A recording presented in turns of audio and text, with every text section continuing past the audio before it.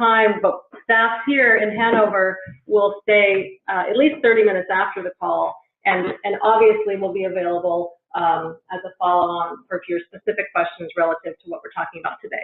So there you have it. As I was saying, we are recording this meeting. There'll be a link that we can send out to you, and you can share with other committee members and those who weren't able to be on the call today. Couple goals for the day, for this call. We want to review the reunion planning timeline. Where are you in the process? Where are you going, and how will we help? We want to orient you to some of the resources that are available to you between now and the official kickoff in August with us. So hopefully by the end of this call, you'll feel comfortable with what you should be doing over the next 5 months and what resources are available to you.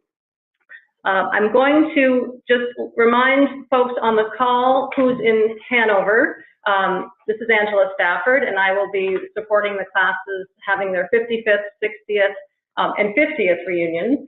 Across from me is Nicole. Do you want to introduce yourself? Hi, I'm Nicole Savio. I'm going to be supporting the 95 with your 25th. Round the room to Beth Kelly. Hi, I'm Beth Kelly. I will be supporting the 40th cluster with 79, 80, and 81, and the 30th reunion with the class of 90. And I'm Brie O'Connor. I've got the young alums with the 10th and the 5th. So that's the 09, the 10s, the 11s, and the 15s. Laurel Appleton, supporting all the classes and the assistant directors, and then Cameron Cuddy, as well as Dee Dee Roydeo in conferences and events, are on the call as well. And maybe we can hear from them. Cameron and Dee Dee, are you on the call? They're muted. Oh, they're muted. Oh, I'm sorry. Okay. So thanks, Laurel. I'm getting used to this paradigm. So as Laura mentioned, Cameron Cuddy, who works in conferences and events, his partner in crime, Dee Dee Roydeo, they are also on the call participating, and we'll talk about their role in a couple of minutes, but they are in Hanover as well. So I hope that you have the agenda. We linked to that in the email, but here's on my screen, if you've called in, if you've logged into the meeting through your computer, I've shared my screen with you. So this is our agenda for today. And hopefully, as I mentioned, we'll get this all covered in 60 minutes, but we will stick around for questions for those who are able. I'd like to turn it over to Beth Kelly, who's going to just give us a high-level overview of June 2020. Great, thank you. Hopefully you can hear me. I'll speak up since I'm at the other end of the table. So the good news is all of you have really strong classes, and so we're looking forward to a very strong reunions 2020, and we are anticipating having big numbers. We are working on those projections now, which we will share with you in August per class.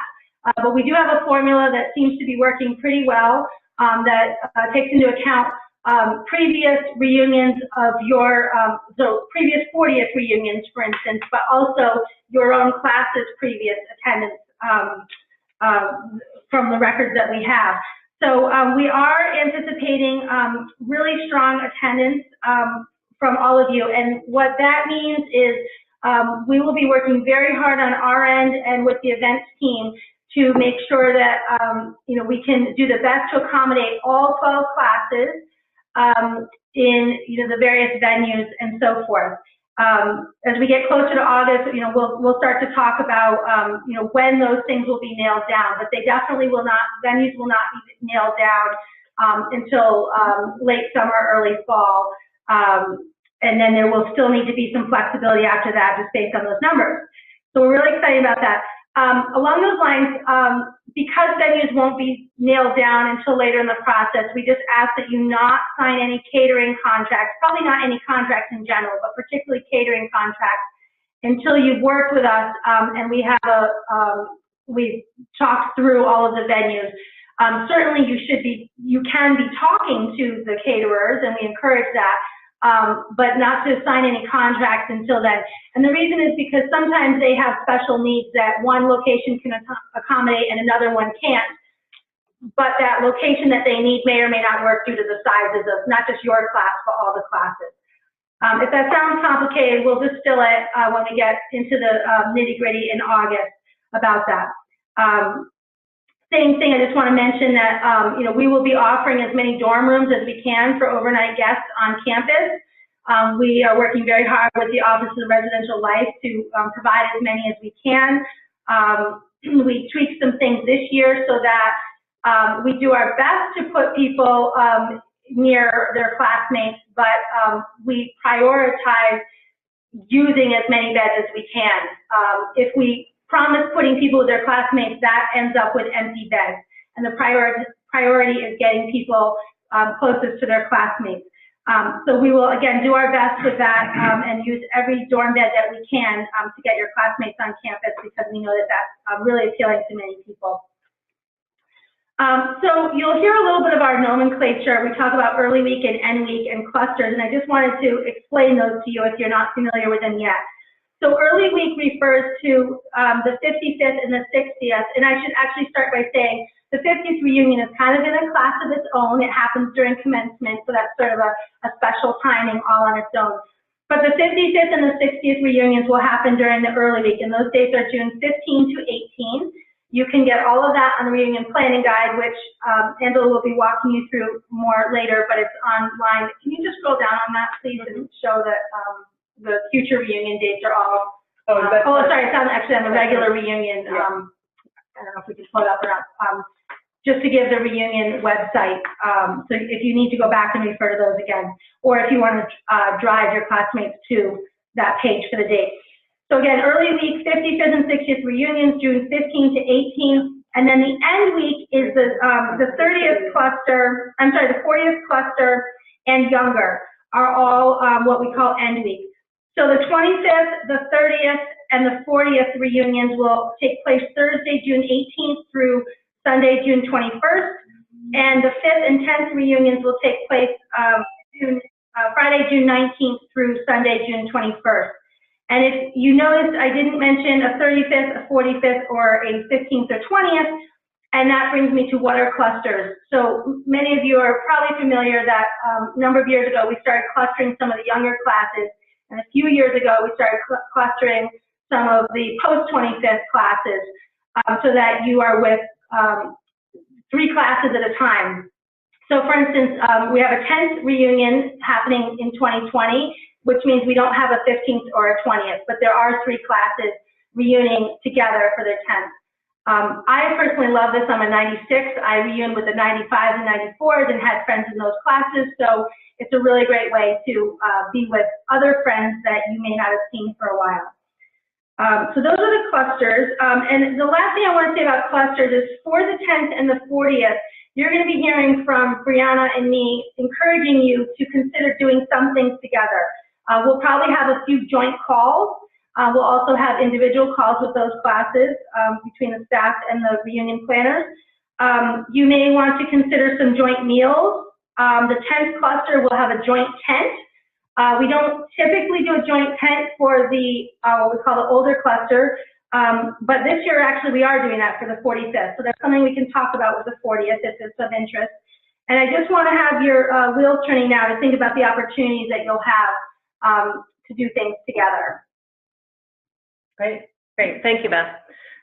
So we want to take a few minutes to talk about some resources from the college that you'll be working with. We are class activities. Here comes Mike Gonnerman, fix his car. The class activities is within alumni relations, and so we call ourselves your class activities liaison or manager, and you've met us, we've introduced ourselves. We are sort of the architects of your reunion, so you're going to start with us now and in August, and we will keep you on track through your deliverables in the planning phases. So as you're thinking about programming, as you're thinking about your class plans, lectures, and other things, we will be helping you and guiding you and offering best practices or suggestions. If you want to know what have been some cool souvenirs recently, we'll be able to share those kinds of things. And we'll work with you up through your budget and into January when we start to talk about your registration form.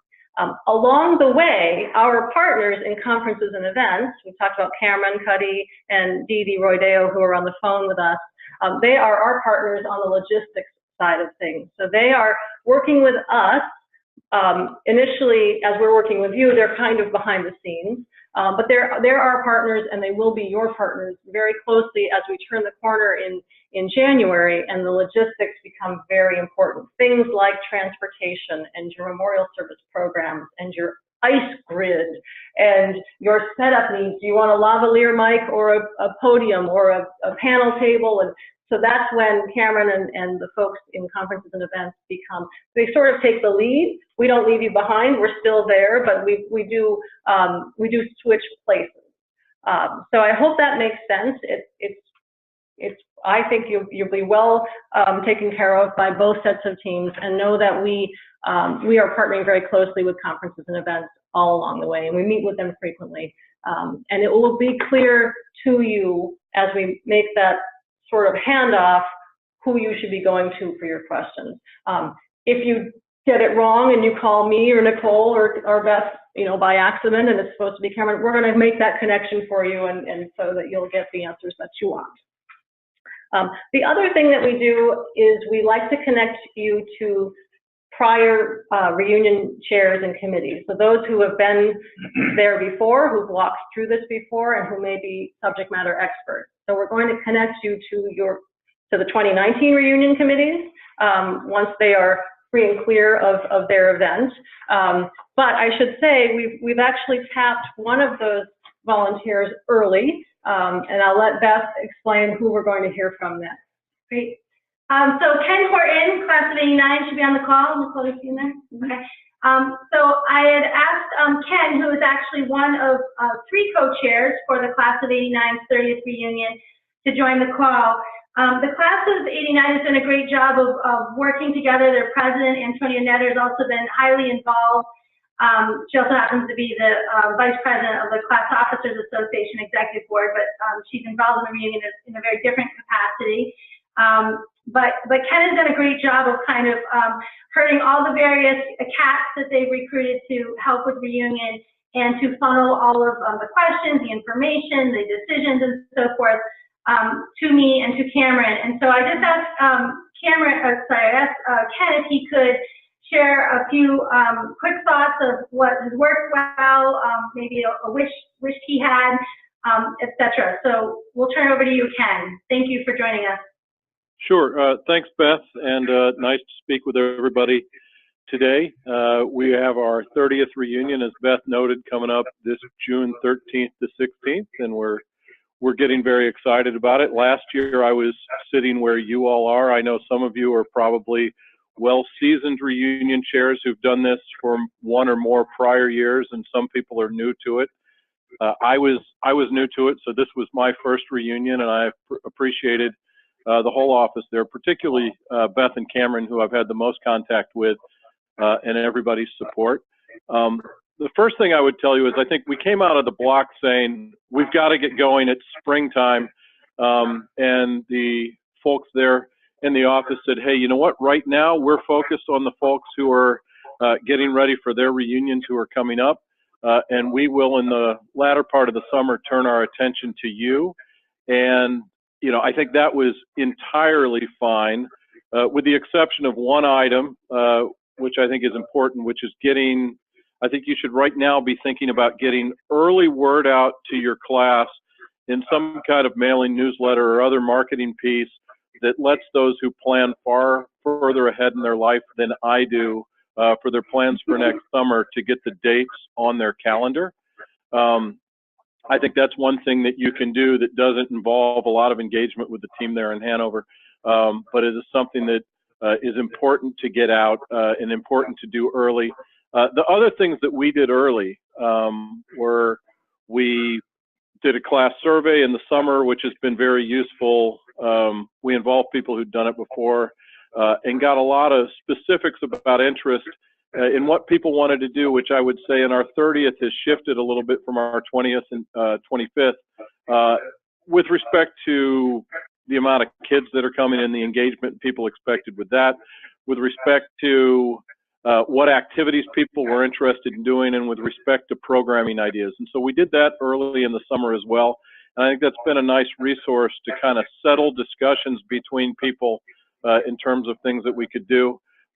One thing that will be new for folks who have done this before is there's new branding requirements at the college. I would candidly say, and you can talk to whomever your liaison is as you get going, putting a logo on that together took longer than we anticipated because there are a new set of requirements that those have to comport with. And so you'll want to be aware of that. And the one thing I wish that we had done a little earlier was have our participation team really ready to go more in the kind of October time frame than as we got that going in the December time frame. It's worked out well, but I think that making sure you really try to get to people with some kind of a personal touch before the holidays at the end of the year is helpful. The other thing I'd note is one thing that we did is we have 3 co-chairs, but really decided that one of us would take point with the college to try to streamline things. I know other classes have divided things. This person will handle all of these items and that person will handle all of those items. But being thoughtful about that, works. I think the resources there that you'll see when you look at the reunion planning guide are kind of built up and more than they've been in past years. And that and talking with the people has been a really good resource. I would encourage you kind of early to take, and there's a schedule you can see and pull down by month of things in the reunion planning guide. It's a helpful way to put your work plans together in terms of what you want to do over the next several months, and just have an idea and look ahead. But I think it also helps you understand what needs to be done when. And so we found that helpful.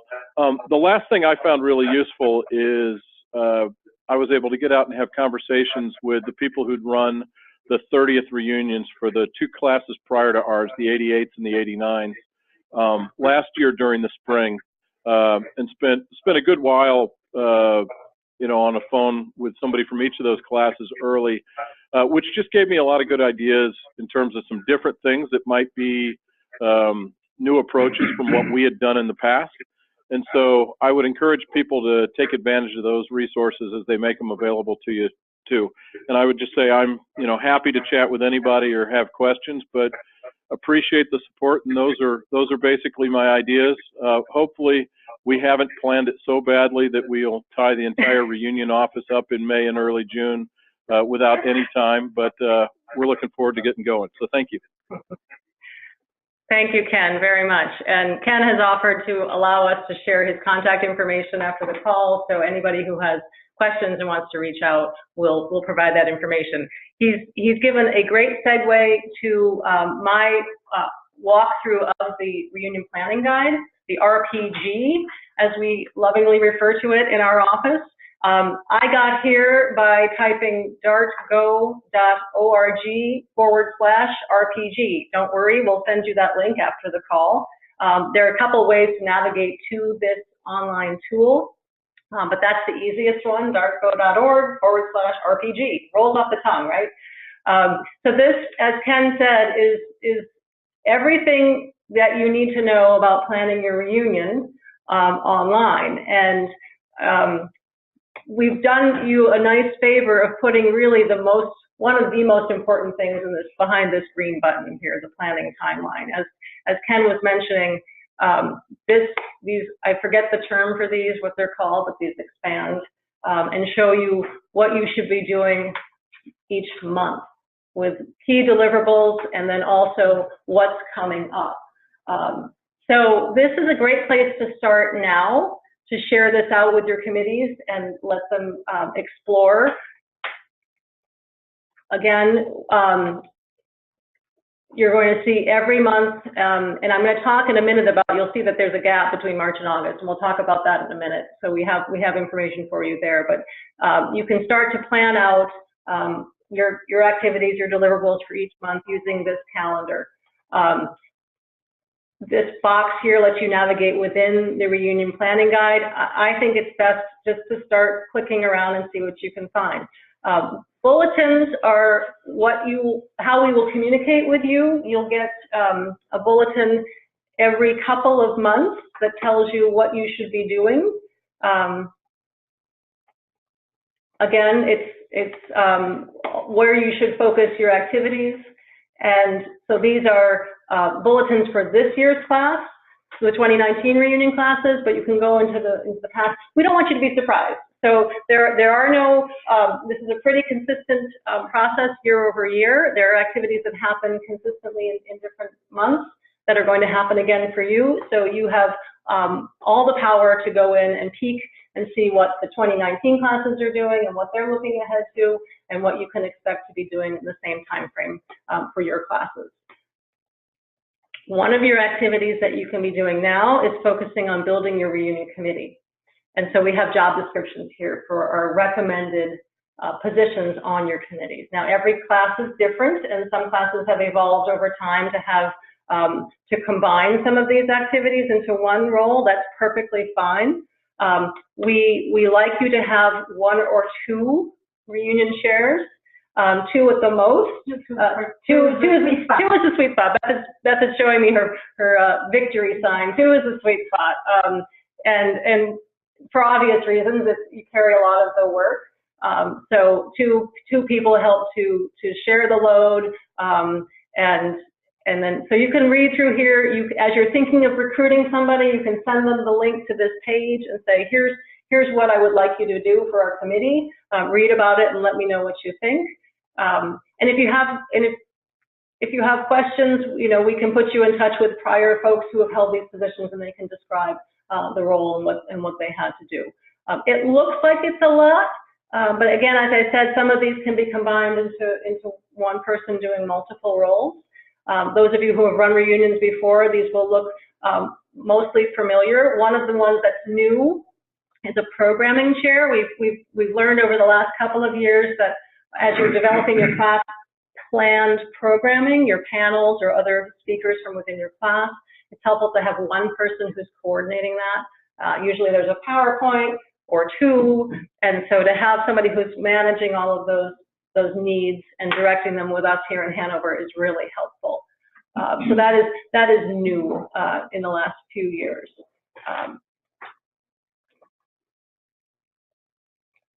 We have here the communication schedule. So as you know, the college is going to be communicating during the reunion, and you will also.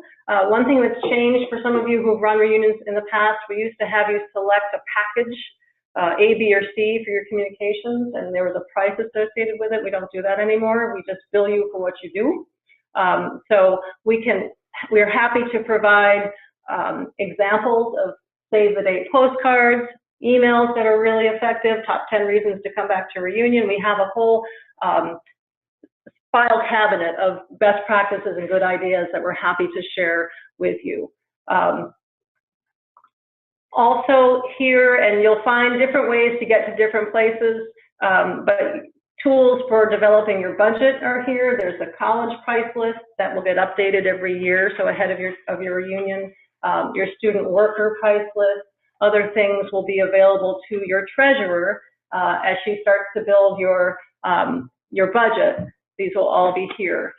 We also offer, under the resources and tools tab, budgeting tools. So we will provide you with the reconciled and final budget of the class before you, the 2019. So you can see how they did or what they spent their money on. But we also have other templates that we can offer for you as well. Beth talked about attendance numbers. We're really excited that this is going to be a really strong year in 2020. These are the attendance archives. So you can go back and look for the 60th reunion, the records of attendance by class. It also has the cost. I find this is important for some of my classes to know, are we in the range of what's typical for our reunion? So all of those attendance figures are there as well. So I encourage you to spend some time in the RPG. There's a lot here, and you know, I'd love your feedback. If you find that there's something missing or you can't find it, we would like to know that too. We are updating it every year with new information. But it is, as Ken said, most of what you need is there, and this is the right time to be exploring it and thinking about your months ahead. Okay. Anybody in Hanover want to add anything to that? Great. So I did want to, as I mentioned, the timeline, I didn't have anything here for the March to August timeframe. So that's something we're hoping to add, but in the meantime, if you're just calling on the phone, you can't see this, but if you're dialed in with your computer, I've shared an overview of the reunion timeframe, which does include these activities for March to July. I will send out this document as part of the recap to this meeting, but I just wanted to focus on this March to July and a little bit of the August to December timeframes and some of the activities, because this is, as Ken said, we're going to hang up today and then we're going to go back to work with the 2019 classes. We went live, we said go live with them with registration a couple of weeks ago, so they're in full getting ready for June mode. So we're going to turn our attention to, or keep our attention on them. And so in the meantime, as we're doing that, you can be building your committee. Again, going back to those job descriptions on the RPG. As Ken mentioned, the communication plan is really important. Either a save the date, references in your DAM column or in your newsletters, letting people know that the date is there. They should put it on their calendar and make their plans now. Many classes are doing Instagram posts or Facebook posts or other ways that they are connecting or communicating with each other, just letting them know that it's coming, get ready, get excited. You could start researching caterers, speakers, entertainment, etc. Again, to Beth's point, we ask that you not contract with anything yet, but that's okay. Most of these folks aren't going to ask you to sign on the dotted line in March for something that's a year and 3 months out. They shouldn't. But you can start researching them. And within the reunion planning guide, there is a link to the college's approved caterers, and then we have links to entertainment resources as well. So you can start thinking about some of those things. To Ken's point, a survey is a really nice idea to find out not only who's interested in helping and participating on your committee, but what do they want to do when they're here. I find with my 60th class, they remember fondly playing golf, and then they do a survey and find out that there's just 2 guys that want to play golf. So this really helps focus and narrow where you want to put your time. And then I think Ken made this point with Beth and me earlier this week. If you've done a survey and you've gotten some feedback from your class, as you're planning with your committee and questions come up, should we do this, should we do that, you have data to go back to say, well, you know, we thought golf, but look at the data. We only had 2 guys who want to do it, so let's not get caught up in that. Let's not do golf this time. So the survey is a great thing. We have lots of examples that we can share, and we can facilitate getting that out to your folks. So again, continuing the reunion outreach. Your resources here are the reunion planning guide. Here's the link. Again, I'll send this document out. Another resource for you that we will provide is a detailed class list. Many of you are familiar with this. It comes in a huge Excel sheet. The one we typically send to you has email addresses and snail mail addresses. For reunions, we broaden that, and we do Greek organizations and sports teams and, you know, the radio clubs and all the things that you might affinity groups. You might name a captain to take a list of 10 classmates to reach out to. So these are all activities that you can be doing now, this spring and summer. That format cannot be sent to our 600 classmates? Correct. Cannot be. It's for use by your volunteer group only. Because of privacy, I think it's just worth taking a minute, because that's a really good question, Dudley. there are privacy concerns, there are laws that Dartmouth has to comply with, and also for others on this one too. Yeah. But it's a really important question that you asked. Yeah. And so it is up to the president's discretion to share it, but we ask that you share the information that's most needed, because there might be, you might need the emails and the phone numbers, but you might not need all the other information that's on that spreadsheet. Yep. Yeah. Thanks for asking that. Yes, yes. So again, March through July, the reunion planning guide is your friend. Your class list is going to be useful, and you're starting to build your class committee. You're tapping into previous reunion chairs for lessons learned and best practices. So in August, that's a call that we have. It's two things. It's meetings with your individual class activities liaison. So I will be meeting with my three classes. Each of us will have separate meetings to really walk you through what's coming. It's really kicking off the reunion activities, and then following on that, we do set up a conference call. Some of you may recall we used to do a reunion training at Class Officers Weekend. And we don't do that anymore. So following the initial kickoff with class activities, we will do a conference call with conferences and events to dive a little more deeply into the logistics as a heads up. So that will also be an overview of, hopefully we'll know some venue assignments at that point, and we'll talk a little bit more about ICE and buses and memorial service programs and some of those logistics, just as an overview, and get you thinking about the decisions that you'll be making in the coming months. So August to December, again, the official kickoff, the logistics conference call. You'll continue with your save the date messaging, and you'll start to build your budget. You'll start thinking about your caterers. Again, as I mentioned, meal venues will start to be assigned. So it'll be at that point that you could make some contracts with your caterers and your entertainers. We'll start asking you to think about your class planned programming. And if you want to, have class lectures with classmates, or if you want to have a professor or someone from the college speak to your class, we can facilitate making that connection for you. We have a whole team within Alumni Relations who does just this, and they're experts at it. So you could come to me and say, I think I want, Charlie Whelan to come and talk to our class. How do we make that happen? And we will broker that conversation for you. Again, resources available to you, always the RPG. You should bookmark it now in your browser, and the class activity staff will be your primary contact at that point. I'm not going to continue here because not everybody can see this, but this is a summary of what's in more detail in the reunion planning guide, and it just gives you a sense of blocks of time, who's my primary resource, who's waiting in the wings to take over, and again, if you want more detail, it's in the reunion planning guide.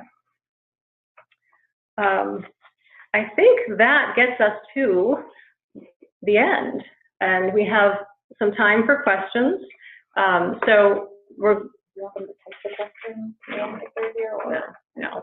I think we're just going to unmute everybody, and bear with us if we get too much background feedback. We might have to change our approach, but we'd like to open the floor for questions if you have them, and if you maybe we can ask it if they have any questions, they put themselves. Okay, so I hear someone trying to talk. If you have the ability to mute yourself if you're not asking a question, that would be helpful. Hi, this is Cheryl Shepard, class of 90. Hi, Cheryl.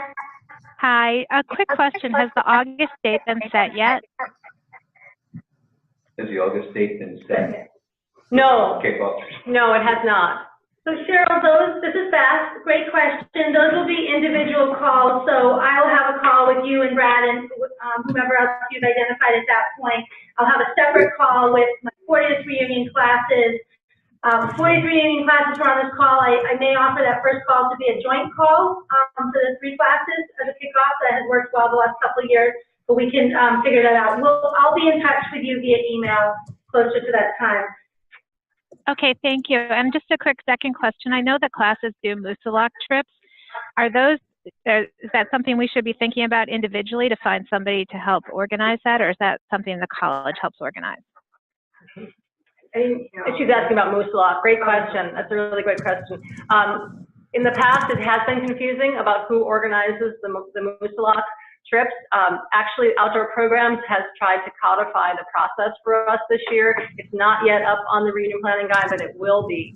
So they have established which classes are given first dibs, if you will, to the lodge on which dates. And then they have a process by which if the lodge doesn't book up, then it opens to the public after a certain date. So we will get those that protocol and process out to you all so you can understand what their new process is. That's just rolled out for this year's classes. That's great, but I'm just wondering, is that something we have to think about to find somebody that might be organizing that and working with the Outdoor Club? Yeah, I would suggest it, yes. Okay, thank you. It could be the same person who's doing other outdoor activities like a more local hike or yoga, etc. But somebody who's enthusiastic about Moose Lock would be a good idea. Yeah. We had a question come through the chat asking about the new college logo design specifications, and we can send that out as part of the follow-up to the call. Yeah. What's the timing for coming up with the branding? You mentioned branding and logo. What's the timing? Well, you're not going to, it depends. We're sending a notice out shortly and say reserve the date. Should that be part of So if you have designed a special reunion logo for this year that's different from anything that you've used before, or if you've modified it to have the 250th logo in it, or the new D Pine visual identity components, then we will want to work with you to get it reviewed. And yeah, so I think it's great, to Ken's point, it's great to be thinking about that now, because that review process can take some time. There's some back and forth that may have to happen just to make sure that everybody's comfortable that we've that we're within their parameters. I know. So this is Beth. If I could just say one thing on that. So this was new. Hopefully it will be smoother next year, and we'll know. I'm glad, Mike, that you asked this question. Some of the stickiest points are really around what can, or more importantly, what can't be done to the branding that Dartmouth has established, the new branding. So, for instance, you cannot change the D Pine by putting your year numbers inside there. You can put it around it, but there are spacing considerations. And this all goes to our general counsel's office and is in conjunction with our central communications, not even advancement or alumni relations communications, but the central communications. This is the new branding that I think these rules existed in the past, but were very loose and were not enforced, and they are being enforced now. This is typical with other industries, but Dartmouth is not used to the enforcement of these.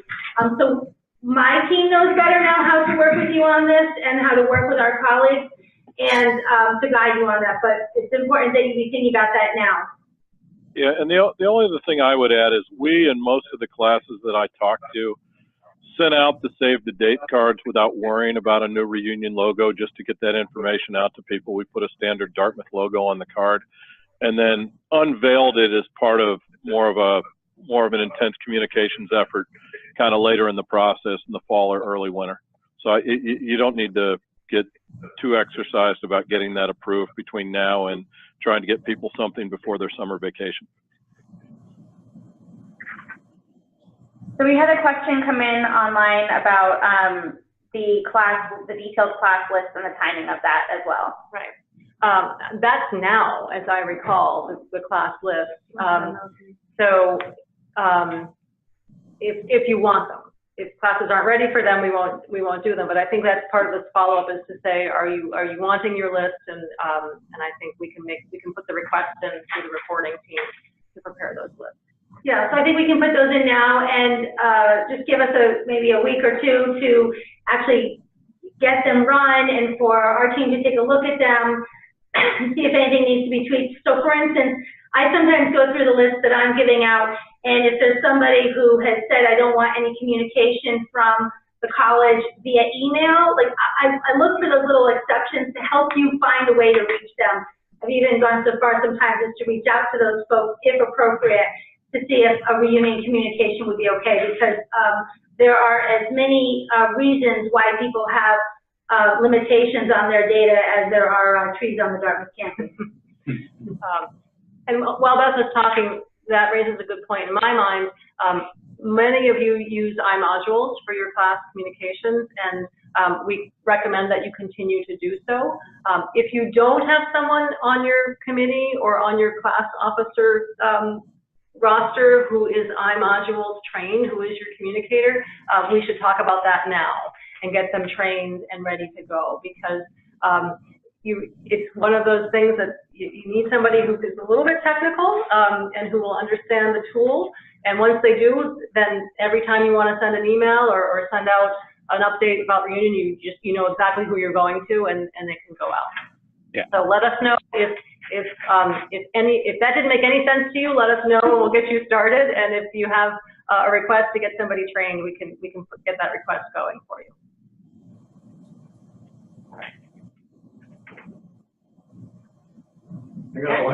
What's the budget?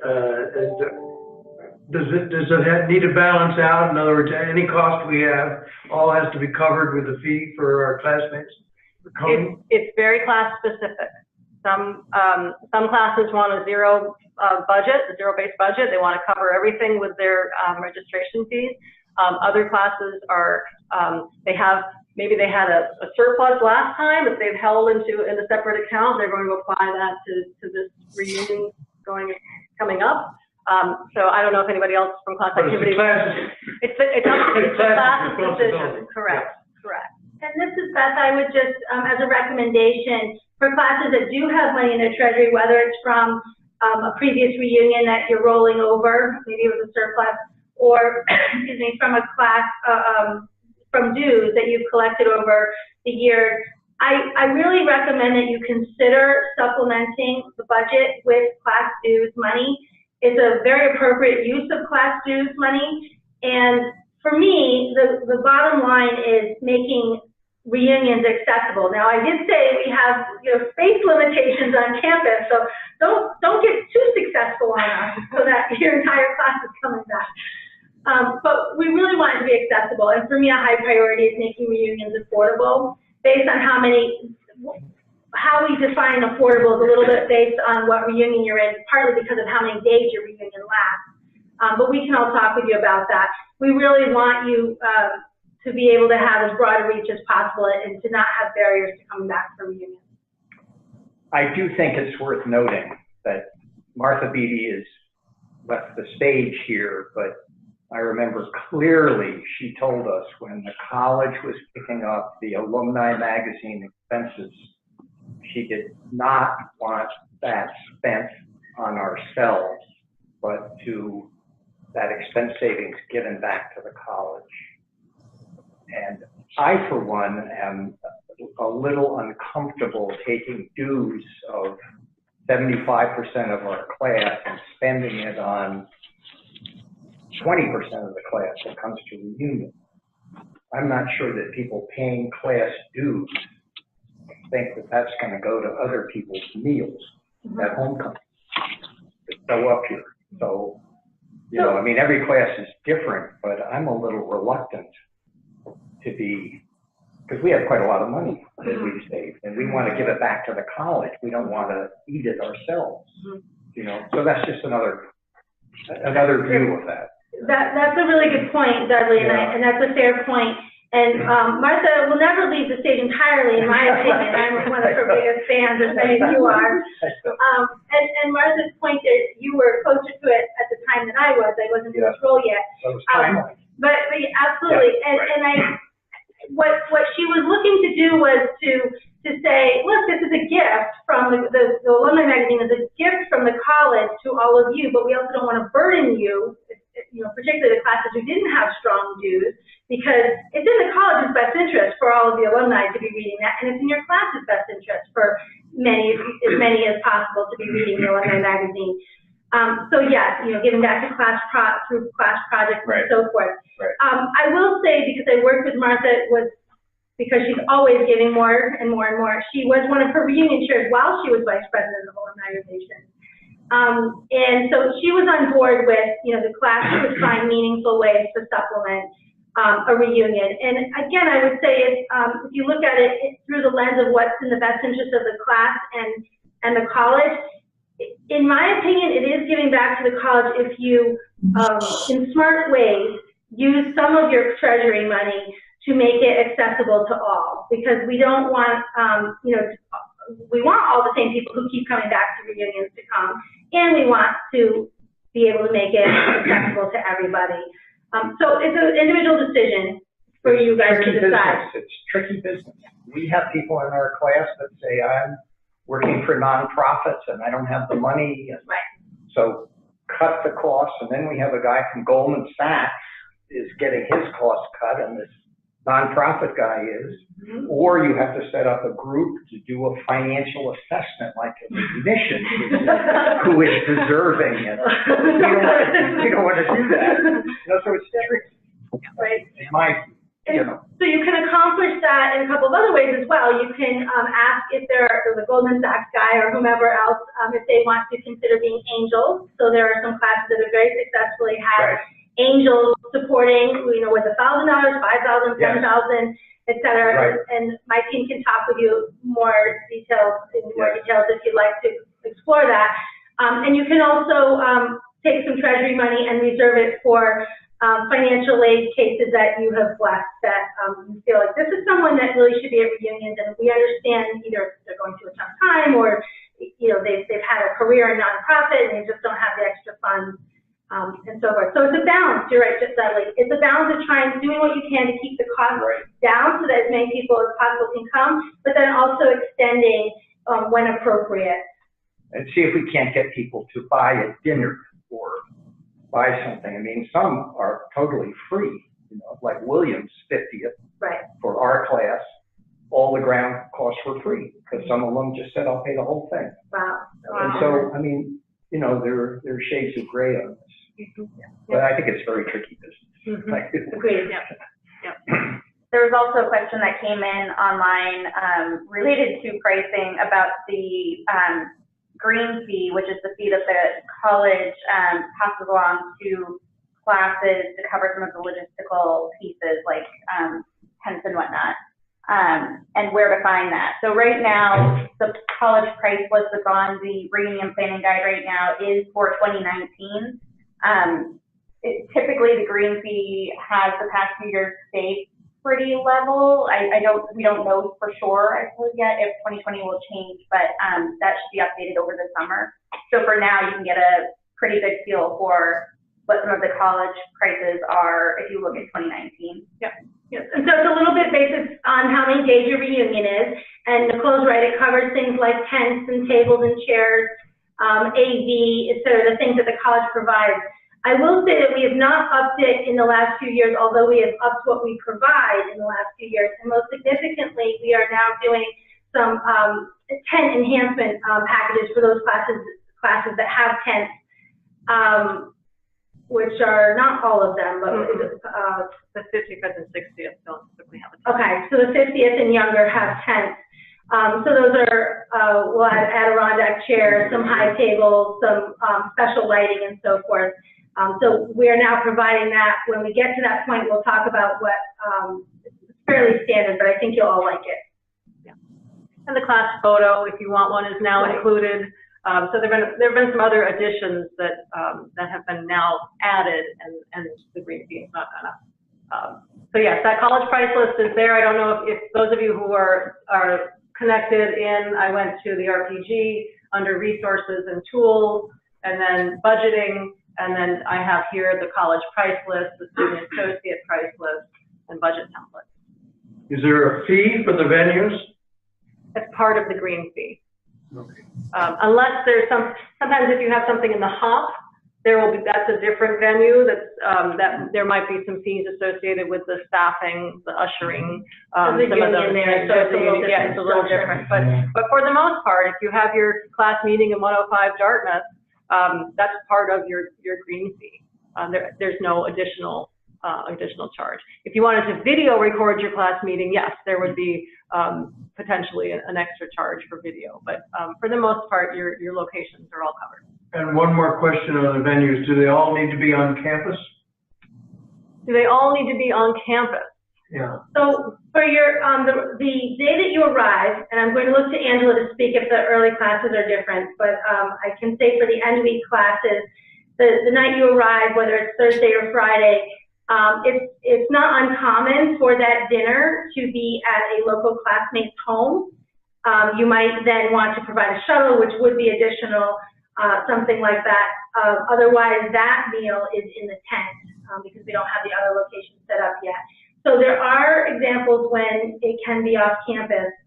The support that we can provide is quite limited, in part due to some of our insurance and so forth. So for instance, we can't give you student workers to an off-campus venue. You know, Moose Block is off campus, but it's on campus. I mean, it's part of Dartmouth, but you go through them anyway if you're doing a meal or a special guided hike. Are there other examples? So early week, the issue that comes up is lunch. You know, our reunion is Monday afternoon, but we will have some early arrivals, so we want to have lunch. We don't support lunch on that Monday, so that's when folks will go off to Storrs Pond, or they'll do something else and start off campus before the official college-supported activities happen on Monday afternoon. Bob, were you thinking of maybe a dinner in White River Junction? Well, I wondered, I just didn't know what the policy is. Yeah, no, so for dinners within your time frame, I suppose if you wanted to go off to White River Junction, we can help you find the buses and get folks there. I've not had classes that have done that. Some of my classes will go into the Hanover Inn, you know, that being not part of our reunion package. That's a separate thing, but the 55th and 60th will go into the Hanover Inn Wednesday night. Not both of them, but one of them will choose to do a banquet their last night at the Hanover Inn rather than on Baker Lawn or somewhere else. Yeah. Right, and the important thing to remember there is we just can't have the student workers and the bartenders and the other associates, you know, working those events off campus. Right. I just want to note that it is 1 o'clock, so for those who joined us for your lunch break, thank you very much. Feel free to sign off and know that we will send out links and follow up in an email to you. If you want to stay on, we're happy to stay for the next 30 minutes to continue with questions. Is there a specific AR person assigned to each class? And who's assigned to the 65? Me. Yeah. You might as well be an actor. Mike's finagling for somebody else to manage the radio. No, we each take, you were parking your car. We each are assigned. So I get you guys the 60th or the 50th. Yeah. Aren't you lucky? I am. All right. Well, I was asking about the venues just because I think one of the trickier things I think is certain venues you have to use the inn or the catering gets limited. It does. It does. Choose. Yes. Yes, that is true. I believe that's limited to, I might be wrong, but what I am aware of is the Top of the Hop and Alumni Hall. You need to use the inn as your caterer. Right. I can't think of other venues. Well, 53 Commons, obviously. Oh, right, You right. need to use DDS. That belongs to the inn? That belongs to DDS. DDA. 53 Commons is there. Yeah. But Collis, you can use the college's DDS, or you can use a different caterer. But yes, Alumni Hall, Top of the Hop, Hanover Inn, obviously, is the Hanover Inn. There may be others, but I think that's Most of the meal venues that we assign to you are open to any caterer. When we get into, you know, kind of a special circumstance that we might need to say, all right, you know, like those spaces. But those have not been in recent years typical assigned spots for meals for these units. I know the DOC house, it used to be DDS, and that, I had to use them for my wedding there. But I got to use them. They were actually great. But now it's opened up. You can have Foster's clam bake there, or you can have any caterer there that you want. But I think I'm hearing you assign them, you're gonna say, we suggest you have the Monday dinner here and Tuesday dinner. Yes.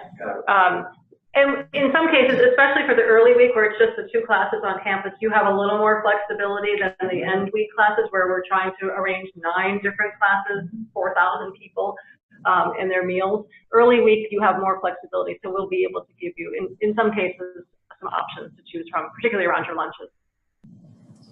This is Cameron. Can you hear me? Yes, now we can. Hello there. I just wanted to make note of the fact for the end week classes that there could be some space limitations due to construction that will be taking place on campus in 2020. So there may be some logistics that we'll be looking at, and as those building plans and construction plans become better known to us, we'll be able to speak with more specifics about how that affects what locations will or will not be available for certain meals, and potentially even some classroom buildings that might go offline. Yeah, right. Thank you. Okay. That's it. Great. Thank you, everybody. We look Thanks. forward to seeing you in August. Thank you. My